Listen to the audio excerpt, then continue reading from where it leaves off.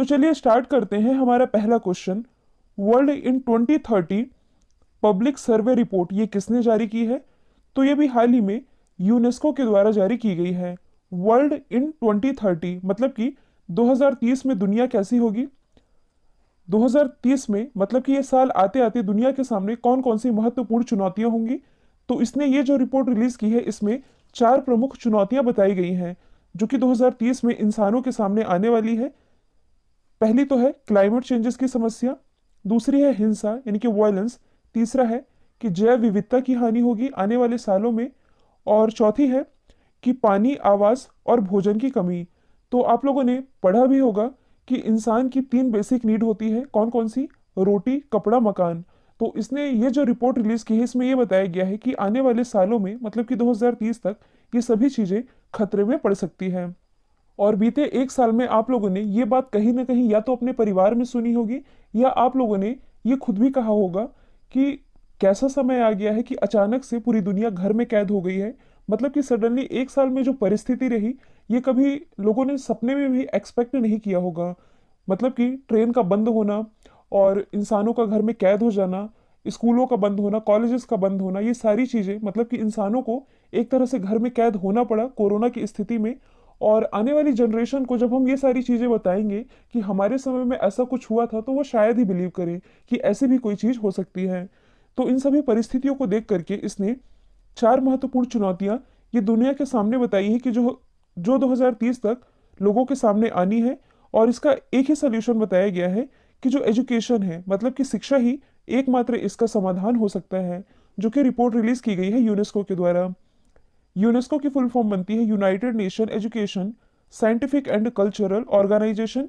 इसकी स्थापना 4 नवंबर 1945 को की गई थी और भारत इसका सदस्य ये बना था 1946 में। हेडक्वार्टर स्थित है पेरिस, फ्रांस में। और इसके जो डायरेक्टर जनरल है इनका नाम है ऑद्रे अजौले। और यदि आपसे पूछा जाए कि यूनेस्को के वर्ल्ड हेरिटेज साइट में भारत के कितने स्थल शामिल हैं तो ये है कुल 38, जिसमें कि 30 तो प्राकृतिक है, 7 है सांस्कृतिक और एक है मिश्रित। और एकमात्र मिश्रित स्थल जो कि यूनेस्को के वर्ल्ड हेरिटेज साइट में शामिल है जो कि है कंचनजंगा।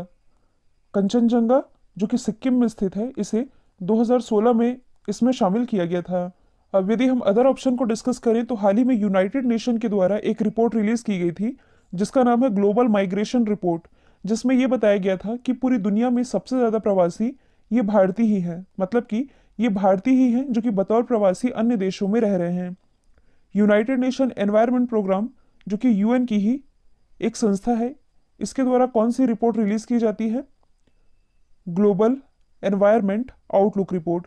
वर्ल्ड फूड प्रोग्राम, इसी वर्ल्ड फूड प्रोग्राम को 2020 के नोबेल पीस प्राइज से सम्मानित किया गया था। अगला क्वेश्चन है, हाल ही में किस राज्य के मुख्यमंत्री ने कोविड-19 टीकाकरण को बढ़ावा देने के लिए एक अनूठी उपहार योजना की शुरुआत की है? तो इसकी शुरुआत अभी हाल ही में उत्तर प्रदेश गवर्नमेंट के द्वारा की गई है। ये कि लोग वैक्सीन लगवाने के लिए आगे आए, इसके लिए उत्तर प्रदेश गवर्नमेंट ने लोगों को अवेयर करने के लिए इस उपहार योजना की शुरुआत की है, जिसके लिए जो भी मतलब कि राज्य में उत्तर प्रदेश में जो लोग भी वैक्सीन लगवाएंगे उनके लिए एक लकी ड्रॉ का आयोजन करेगी उत्तर प्रदेश गवर्नमेंट। और जिन्होंने भी वैक्सीन की दोनों डोजेज ले ली हैं इसके 25,000 से अधिक लाभार्थी को इसका फायदा मिलेगा, मतलब कि इस उपहार योजना का फायदा मिलेगा। और लकी ड्रॉ के बाद लाभार्थियों को 4 उपहार भी दिए जाएंगे। कुछ इस तरीके से लोगों को अवेयर करने के लिए मतलब कि आगे लाने के लिए कि वे वैक्सीनेशन करवाएं, उत्तर प्रदेश गवर्नमेंट ने ऐसा फैसला किया है। उत्तर प्रदेश की यदि हम बात करें, इसकी राजधानी है लखनऊ, मुख्यमंत्री योगी आदित्यनाथ, राज्यपाल है आनंदीबेन पटेल। भारत में सर्वाधिक लोकसभा सीटें उत्तर प्रदेश से ही आती है, जबकि राज्यसभा सीटों की संख्या 31। राज्य की पशु पक्षी ये सब आप देख सकते हैं। यदि आप करंट से रिलेट करेंगे तो हाल ही में जमीन धारकों के लिए यहाँ 16 डिजिट यूनिकोड ये लॉन्च किया गया। एशिया का सबसे बड़ा एयरपोर्ट ये यही बन रहा है नोएडा में। भारत का पहला लेदर पार्क जो कि कानपुर में बनाया जाएगा। पेपरलेस बजट पेश करने वाला पहला राज्य ये भी उत्तर प्रदेश ही है। अगला क्वेश्चन है, हाल ही में किस राज्य के मुख्यमंत्री ने कोरोना के खिलाफ एक जन जागरूकता अभियान की शुरुआत की है? तो इसकी शुरुआत अभी हाल ही में मध्य प्रदेश गवर्नमेंट के द्वारा की गई है। और क्यों की गई है? तो मध्य प्रदेश में भी कोरोना के केसेस लगातार तेजी से बढ़ रहे हैं। तो इसके लिए लोगों को अवेयर करने के लिए इस अभियान की शुरुआत की गई है, ताकि लोगों को फेस मास्क के इस्तेमाल को लेकर के अवेयर किया जा सके। जैसे कि यदि मास्क नहीं होगा तो उन्हें सम्मान नहीं दिया जाएगा। और इसी क्रम में कुछ दिन पहले मैंने आप लोगों को बताया था कि मेरी मास्क मेरी सुरक्षा अभियान, ये भी यहाँ के मुख्यमंत्री ने लॉन्च किया है। रोको टोक अभियान, एक मास्क अनेक जिंदगी, किल कोरोना अभियान, FIR आपके द्वार, ये सभी अभियान अभी हाल ही में मध्य प्रदेश गवर्नमेंट के द्वारा ही शुरू किया गया है। मध्य प्रदेश की यदि हम बात करें, इसकी राजधानी है भोपाल। भोपाल जहां भारत का पहला ई वेस्ट क्लिनिक यानी कि ई कचरा क्लिनिक स्थापित किया गया है। मुख्यमंत्री है शिवराज सिंह चौहान, राज्यपाल है आनंदीबेन पटेल। वैसे ये तो है उत्तर प्रदेश की राज्यपाल, लेकिन ये मध्य प्रदेश के राज्यपाल का एडिशनल चार्ज संभाल रही हैं। मुख्य न्यायाधीश है justice Mohammed Rafiq. Important national park की बात की जाए तो कान्हा, बांधव, पेंच, सतपुड़ा, वन विहार, माधव, ये सभी स्थित है मध्य प्रदेश में। जिसमें कि अभी हाल ही में कान्हा माधव कान्हा, बांधवगढ़ और पेंच, इन 3 नेशनल पार्क में नाइट सफारी की सुविधा ये शुरू की गई है। भोपाल से कुछ दूरी पर स्थित है भीमबेटका, जिसे 2003 में यूनेस्को के वर्ल्ड हेरिटेज साइट में शामिल किया गया था। यही अभी हाल ही में विश्व का सबसे पुराना जानवर का जीवाश्म पाया गया है। ओंकारेश्वर, यहाँ के फ्लोटिंग सोलर प्लांट के बारे में मैंने आप लोगों को बताया ही है। अगला क्वेश्चन है, हाल ही में किस राज्य के गृह मंत्री ने भ्रष्टाचार के आरोपों के बाद इस्तीफा दे दिया है? तो हाल ही में महाराष्ट्र के जो गृह मंत्री थे, इनका नाम क्या था? अनिल देशमुख। इन पर अभी हाल ही में 100 करोड़ के भ्रष्टाचार का आरोप लगाया गया, जिसके बाद से इन्हें इस्तीफा देना पड़ा। और अब इसके बाद महाराष्ट्र के जो नए गृह मंत्री हैं, ये कौन बनने वाले हैं? दिलीप वलसे पाटिल। अगला क्वेश्चन है, हाल ही में किस कंपनी ने अपने स्मार्टफोन कारोबार को बंद कर दिया है? तो हाल ही में जो LG है, इसके द्वारा अपने स्मार्टफोन कारोबार को पूरी तरह से बंद कर दिया गया है। और ऐसा क्यों किया गया है? तो पिछले 6 सालों से इस कंपनी को लगातार नुकसान उठाना पड़ रहा था। इसकी ग्लोबल शेयर यदि देखी जाए तो ये केवल 2% ही है।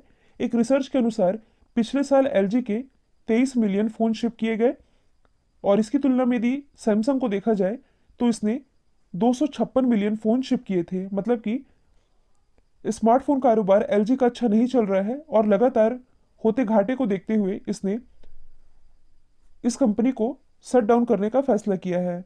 ऐसा नहीं कि LG कंपनी बंद हो जाएगी। LG जो स्मार्टफोन बेचती है, ये स्मार्टफोन का कारोबार केवल बंद करेगी, और अपना जो पूरा ध्यान है ये इलेक्ट्रॉनिक चीज़ों में लगाएगी। जैसे कि LG के फ्रिज आते हैं, टीवी आते हैं, वॉशिंग मशीन आते हैं, तो इस सेक्टर में ये अब ध्यान देगी। अच्छा, यदि आपसे पूछा जाए कि LG ये किस देश की कंपनी है, तो ये है साउथ कोरिया की कंपनी। यदि आप करंट से रिलेट करेंगे तो हाल ही में LG ने अपने होम सोल्यूशन ब्रांड, जिसका नाम है LG सिग्नेचर, इसका ब्रांड एम्बेसडर किसे बनाया है? लुइस हैमिल्टन को। लुइस हैमिल्टन जो कि इंग्लैंड से बिलोंग करते हैं और मर्सिडीज के ड्राइवर हैं। यदि हम अदर ऑप्शन को डिस्कस करें तो नोकिया ये किस देश की कंपनी है? ये है फिनलैंड की कंपनी। भारत में नोकिया की ब्रांड एम्बेसडर कौन है? आलिया भट्ट। यदि हम बात करें सैमसंग की, तो सैमसंग ये भी साउथ कोरिया की ही कंपनी है, और सैमसंग के द्वारा 2018 में विश्व का सबसे बड़ा सैमसंग कारखाना जो कि भारत में ही खोला गया है, नोएडा के सेक्टर 81 में। अच्छा, रियलमी के ब्रांड एम्बेसडर कौन है? तो रियलमी के ब्रांड एम्बेसडर कुछ समय पहले ही सलमान खान बनाए गए हैं, और रियलमी जो कि एक चाइनीज कंपनी है। अगला क्वेश्चन है, हाल ही में Manohar Parrikar brilliant mind simple life किताब किसके द्वारा लिखी गई है? तो ये किताब लिखी गई है नितिन गोखले के द्वारा। मनोहर पर्रिकर के बारे में आप सभी जानते हैं, ये अपनी सिंप्लिसिटी के लिए जाने जाते थे, और इनका कैंसर के कारण निधन हुआ। इनके जीवन के आखिरी दौर में जब इन्हें कैंसर था, तब तक इन्होंने काम किया है, मतलब कि आखिरी समय तक काम करते करते गए हैं। अपनी सादगी के लिए जाने जाते हैं। ये गोवा के 4 बार मुख्यमंत्री रहे, और ये ऐसे पहले मुख्यमंत्री थे भारत के जो कि IITN थे। साथ ही 2014 में ये रक्षा मंत्री भी बनाए गए थे।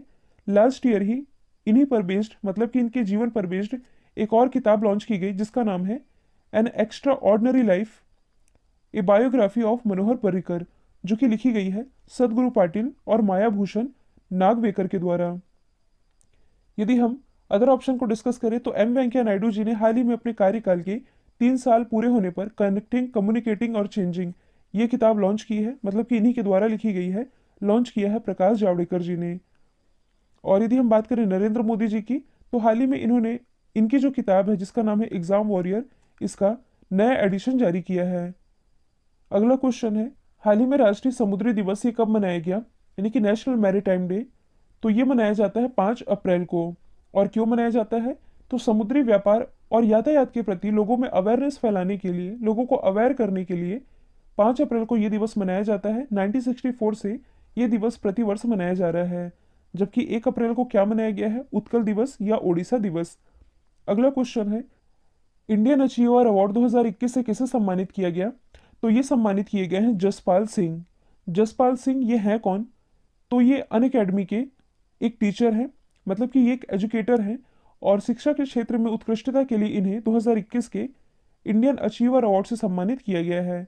अब यदि हम अदर ऑप्शन को डिस्कस करें, तो हाल ही में जो विद्युत मोहन है, इन्हें यूनाइटेड नेशन एनवायरनमेंट प्रोग्राम के द्वारा young champion of the earth चुना गया है। गीतांजलि राव जो कि भारतीय मूल की हैं, इन्हें भी हाल ही में टाइम मैगजीन के द्वारा किड ऑफ द ईयर चुना गया। यदि हम बात करें रणजीत सिंह दिसाले की, तो इनसे रिलेटेड एग्जाम में क्वेश्चन बन भी चुका है। रणजीत सिंह दिसाले जो कि महाराष्ट्र के एक टीचर हैं, इन्हें भी हाल ही में global teacher award, global teacher prize इससे सम्मानित किया गया। और ये क्वेश्चन इसलिए भी इंपॉर्टेंट है क्योंकि ये अवार्ड पाने वाले ये पहले भारतीय बन गए हैं। अगला क्वेश्चन है, हाल ही में भारत के नए मुख्य चुनाव आयुक्त कौन बने हैं। तो भारत के नए मुख्य चुनाव आयुक्त ये भी हाल ही में बन गए हैं, सुशील चंद्र। पहले कौन थे, तो सुनील अरोड़ा जो कि 23वें क्रम के मुख्य चुनाव आयुक्त थे, इन्हीं का स्थान अब लेंगे सुशील चंद्र। पहले कैसा फॉर्मूला था, 1+2 का, हालांकि अभी भी ऐसा है।